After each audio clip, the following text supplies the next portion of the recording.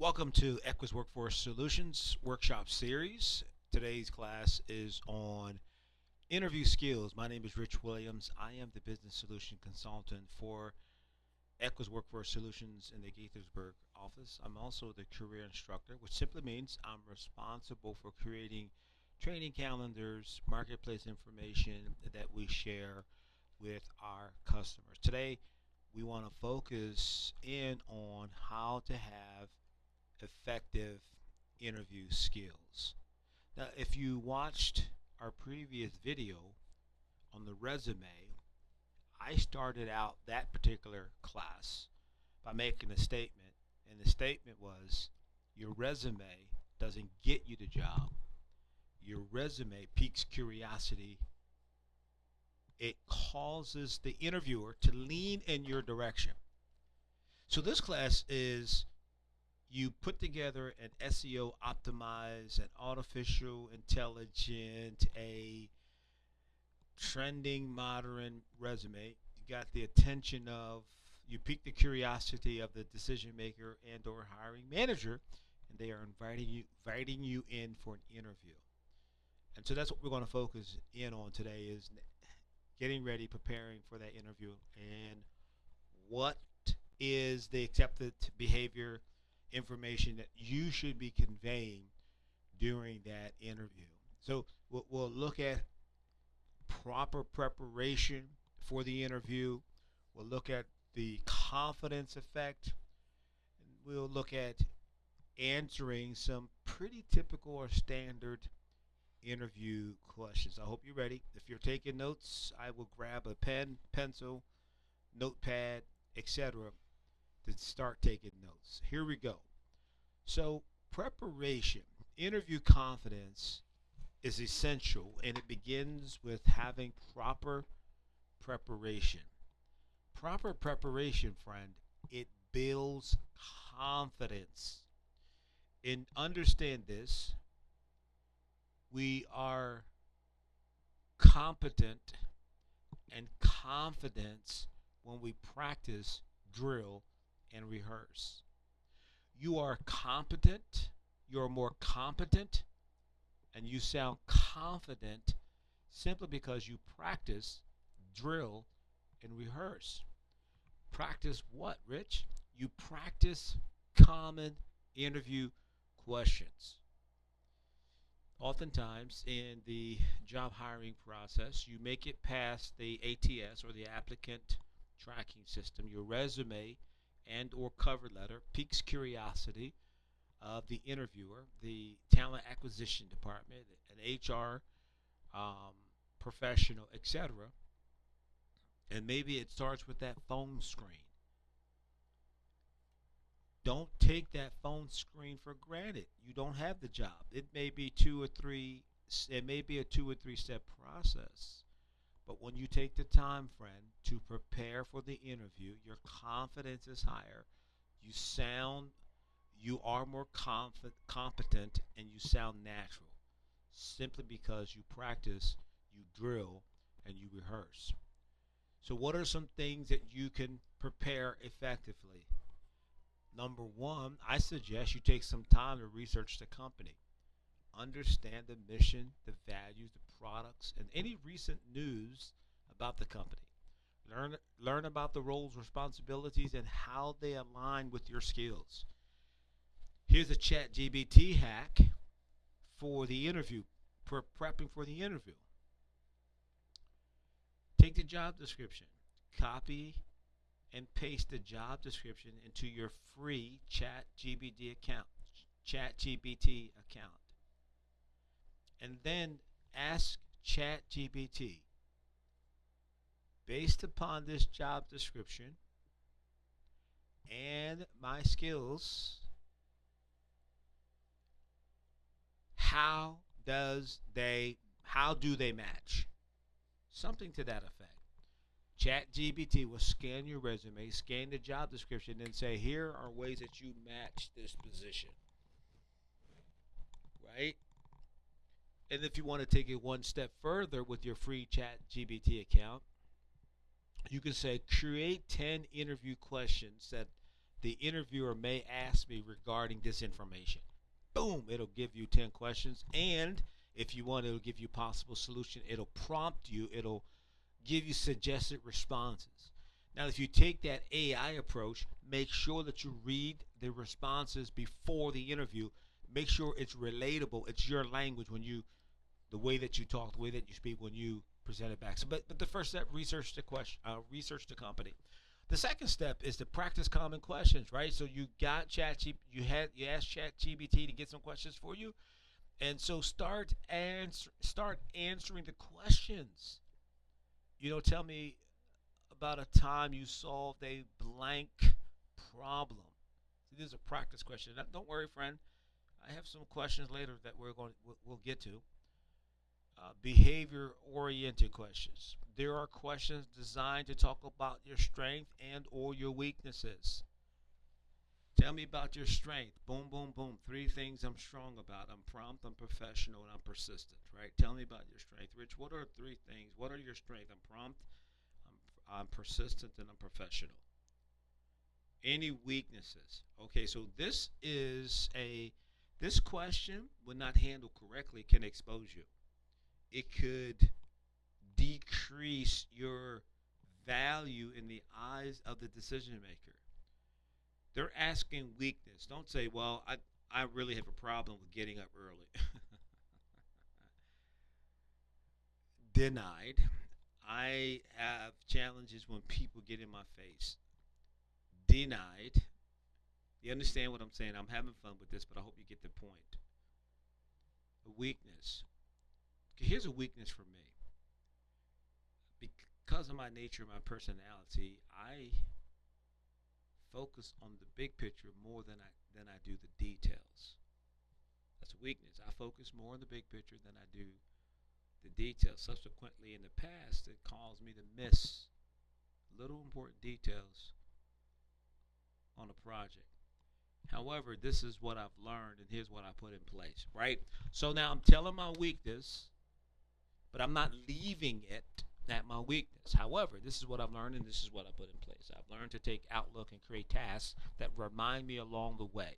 I've learned to share the project outline with team members to get opposing views and details that I should take in consideration, and then I prioritize it. Right? Whatever the case may be, make it sound realistic, relatable, genuinely you, but be prepared to answer that question. The other part of preparation is, what are some of your achievement stories? Use the STAR method. The STAR method, STAR. I have a class. There's a class that you can video that I've done on how to talk smack during the job interview. Smack, and it's an acronym. Each letter stands for something. SMACK. But in that presentation on how to talk smack during the job interview, I talk about the STAR method. So you may want to be, maybe that's your next video that you watch after this one. Don't watch it now, but when you're done with this one, STAR method: situation, task, action, results. Right? Situation, what was the task? What were the actions that you took? What were the results? The situation, what was the task? What actions did you take? And what were the results? That's how you're going to structure your answer in this preparing for the achievement. Tell me about yourself. What are some accomplishments, some achievements from the past? Be prepared to talk about that. Highlight measurable results. Well, what were the results? I increased efficiency by 20%. What were the results? We were able to bring on 20 new business partners inside of 3 weeks because of this. Right? What are the measurable results? As a result of this, I was able to create a process at the front desk so that we have a higher level of efficiency when we are taking customer calls. Whatever the case may be, measure it. And then part of this preparation is mock interviews. Practice with a friend or record yourself to refine your tone and your clarity. In the beginning of my professional career, I didn't enunciate words correctly. I had a tendency to speak in a lazy tone, slur voice. I didn't practice. A friend of mine, okay, years ago, here a little bit of personal story. Years ago, I was on a choir. I know that's hard for me to visualize me being on a choir. And I remember the choir director will always tell us at the beginning of rehearsal, she said, diction is important. Every word of every syllable. Every word of every syllable. It's not you, it's not chew, it's the word is you, right? And so she would drill that into us. And so one of the things that I've learned to do was I would talk and listen to myself, how I enunciated, how, the rate at which I talk. And that helped me speak a little better. Now, I'm not at the expert level, but I'm not where I used to be. But practice with a friend, record yourself, refine your tone and your clarity. And then plan logistics. Know the interview format, virtual or in person. Prepare your outfit. Test technology ahead of time. Listen, if it's going to be virtual, know your technology. There are stories out of people during the interview, and they're only dressed in from the top up, and then they're in their underwear, as an example, or they're in a pair of shorts or pajamas, and they forget, and then they stand up or they move, and their lower body is exposed, right? The lower body is exposed. So know if it's a virtual or in-person interview. If it's an in-person interview, if it's at 9 o'clock, I'm going to arrive a minimum of 20 minutes before. That's my suggestion to you. A minimum of 20 minutes before. Take into consideration traffic patterns. You know, if I have an interview, if today is Monday as an example, and I have an interview on Wednesday at 9 o'clock, I'm going to use a tool called Google Maps on your phone or on your desktop, on your iPad or your tablet. I'm going to go to Google Maps. I'm going to say, here's where I'm at, and this is where I'm going. And then Google Maps will allow you the ability to um, determine what day and time that you're going to leave, and it'll project what the typical traffic pattern is. So you have an idea how long it takes before you get there. The confidence effect. When you've done your work, when you've done the work, you walk in thinking, I know this company. I have clear examples of my value. I'm ready for any curveball. And that mental shift, friend, turns anxiety into assurance. Anxiety is the fear of the unknown. Now, it's okay to have a little bit of nervousness. That's normal. But when you have nervousness that you forget how you want to answer certain questions, or you forget the experience that you put on your resume and you can't talk about it during the interview, you devalue yourself in the eyes of the interviewer. But in your preparation, you find out about the company, the mission, the vision, the value. Why are they doing? What's their product? How long have they been in business? Who are the key stakeholders in the company? I take it one step further. I go to LinkedIn and I connect with them professionally on LinkedIn whenever it's appropriate and or necessary.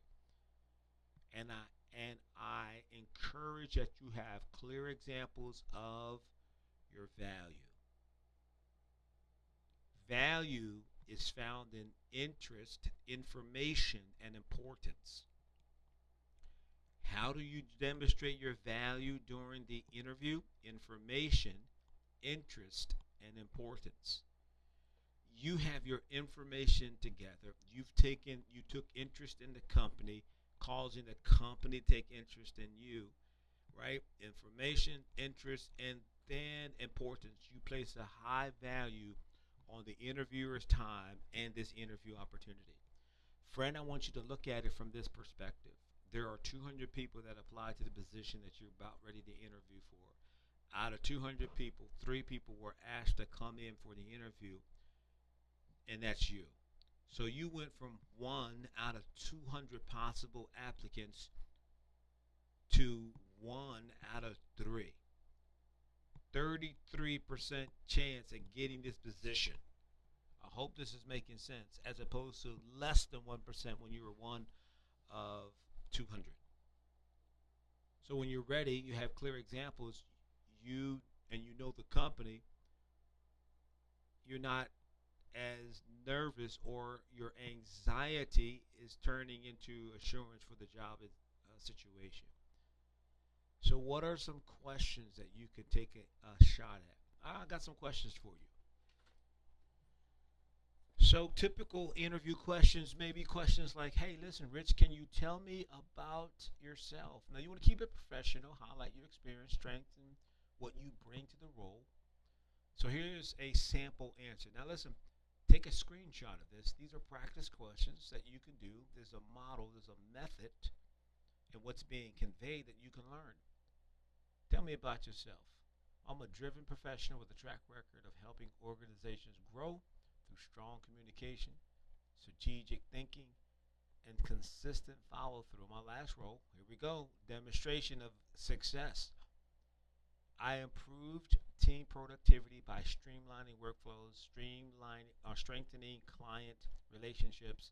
I'm passionate about results, and I'm excited about bringing that same level of excellence to your team. Whoa, what a great answer. Question number two, what's your greatest strength?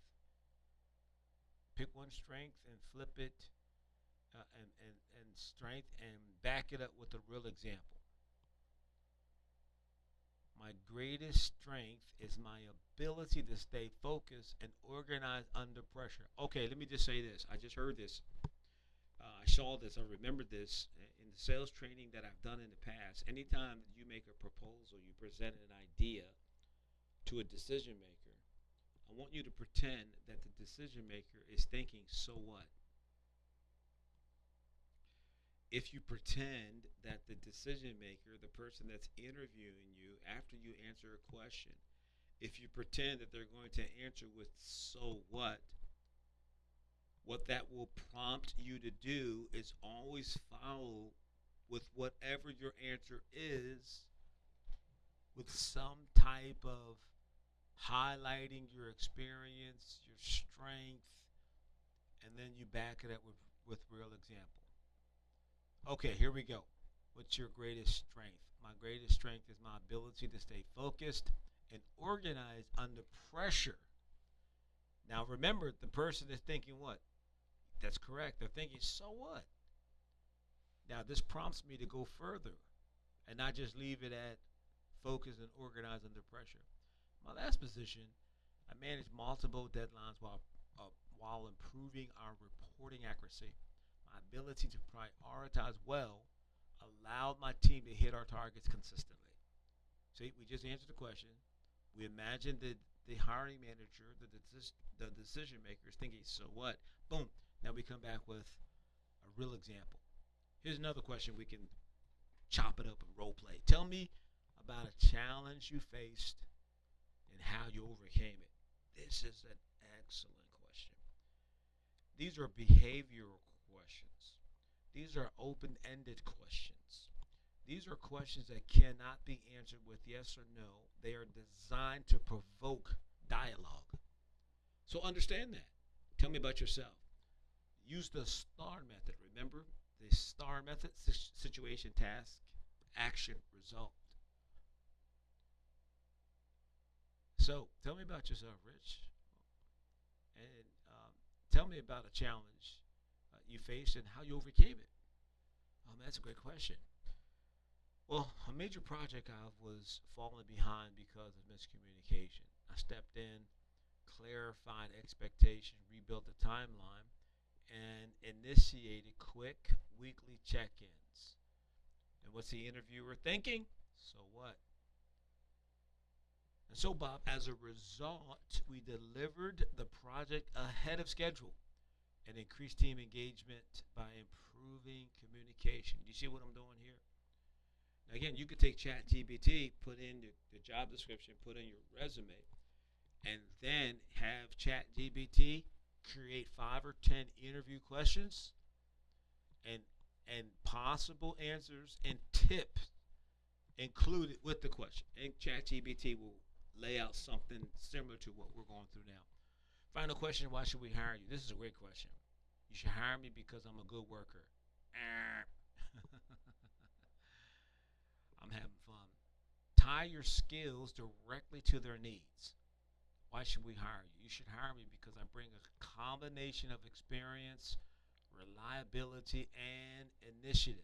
I don't wait for problems to happen, I anticipate them. I understand what it takes to contribute to a team, communicate clearly, and consistently deliver results that support the goals of the organization. Tie your skills directly to their needs. That's why you should hire me, right? Respond clearly, professionally. Answer the tell me about yourself more concisely. And I give you an example of that. Be careful. Be careful of nonverbal cues because they matter greatly. Nonverbal cues. What do I mean by that? Nonverbal cues can be things that I do with my face, facial expressions. It could be the posture or the position of my body. It could be leaning forward, leaning back, slouching in the chair, um, arms folded. These are nonverbal cues that communicate something about me to the decision maker.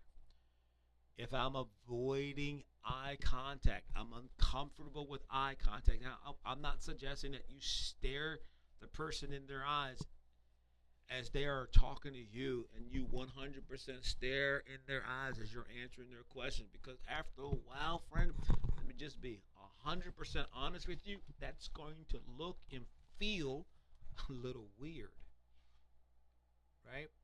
So we want to maintain good eye contact when it's appropriate. That look away briefly, look back. Establish that eye contact. Be honest and calm and positive with difficult questions. Turn a challenge into a growth moment. Right? And that was one of the examples that I gave you earlier. The challenge on the project, we were falling behind, yada, yada, yada. Turn a challenge into a growth moment.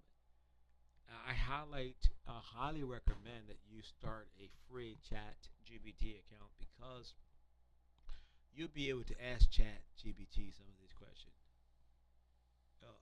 Chat GBT, give me some examples of a challenge and how it's turned into a growth moment based upon job duties of administrative professional, job duties of a front desk professional, job duties of a program manager, right? And it'll give you some potential challenges and growth moments. You can look at the results and see how either example fits your experience, your personal experience, etc., and then cut and paste it into your own.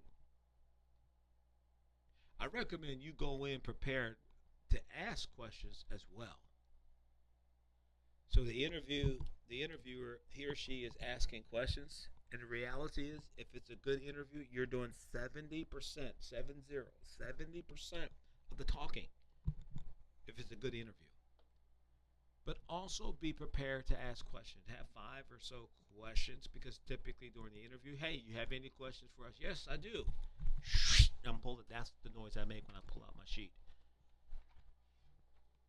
Be prepared to ask questions. Tell me about a time you faced a significant challenge. I gave you an example of that earlier, so I'm not going to spend a lot of time on that. My previous role, I was assigned a project with a very tight deadline. Here's important: a 30 to 60 personal introduction.